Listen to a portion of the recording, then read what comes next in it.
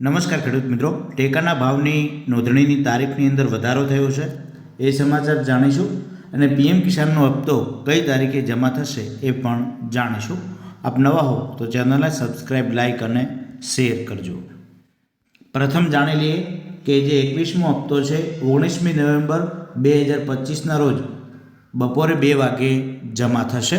અત્યાર સુધી કુલ 20 હપ્તા જમા થઈ ચૂક્યા છે. તો તમને કેટલા હપ્તા જમા થયા અત્યાર સુધી એ નીચે કોમેન્ટ બોક્સમાં જણાવતા રહેજો. ત્યારબાદ બીજા સમાચાર છે, ભારતીય કપાસ નિગમ લિમિટેડ અમદાવાદ દ્વારા કપાસના ખેડૂતોને અપીલ કરવામાં આવી છે. લઘુત્તમ ટેકાના ભાવ MSP યોજના અંતર્ગત પોતાનો કપાસ CCI ખરીદ કેન્દ્રોમાં વેચી શકે. ગુજરાત રાજ્ય દ્વારા સ્વનોંધણીની મંજૂરી મળ્યા પછી નોંધણી પૂર્ણ માનવામાં આવશે.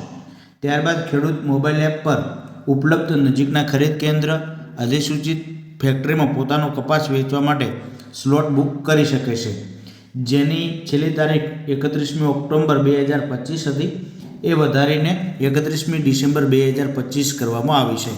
તો આપ કપાસ ખેડૂત મોબાઈલ એપ દ્વારા જાતે પણ સ્વનોંધણી કરાવી શકો છો.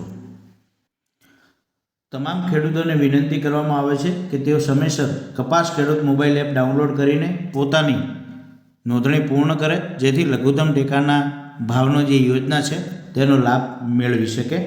ગુણવત્તાના ધોરણો અનુસાર જો કપાસમાં ભેજની માત્રા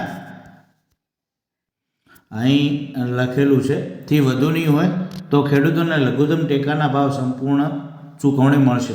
પરંતુ જો ભેજની માત્રા 8%થી વધુ અને 12% સુધી હોય તો 8% સુધી વધુ ભેજના પ્રમાણમાં કાપણી કરીને MSPની ચૂકવણી કરવામાં આવશે. એટલે અહીં 8% લખેલું હશે. માટે નિગમના તમામ કપાસ ખેડૂતોને અપીલ કરે છે કે તેઓ કપાસ સૂકવીને જ કેન્દ્ર પર લાવે, જેથી વધારાના ભેજને કારણે કોઈ કપાત ન થાય. જોકે કોઈપણ સ્થિતિમાં કપાસમાં ભેજની માત્રા 12%થી વધુ હોવી જોઈએ નહીં. તમને કોઈ પણ પ્રકારનો પ્રશ્ન હોય તો તમે વોટ્સઅપ કે ફોન કરી શકો છો 9428 23 72 46 નંબર ઉપર. તો થેન્ક યુ, આભાર.